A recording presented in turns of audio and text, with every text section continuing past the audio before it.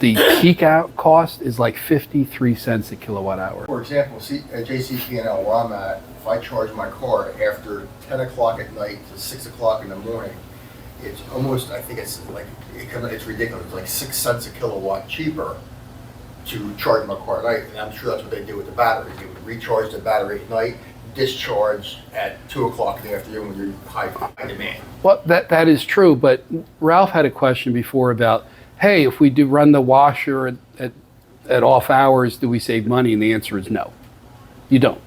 The utility does, and they encourage you to do that because it's cheaper for them to provide that power at that time of day. So for example, PSE&G, I mean, if you do it on off peak, you might only spend, 7 cents a kilowatt hour. For the generation, the delivery charge is typically exactly the same regardless of what you're on. But the peak out cost is like 53 cents a kilowatt hour. And that may not mean anything to you, but generally speaking, if you're only spending 25 or 30 cents a kilowatt hour, It's double. it's at least double. Yeah. They encourage people to do it off peak because it saves the energy company money.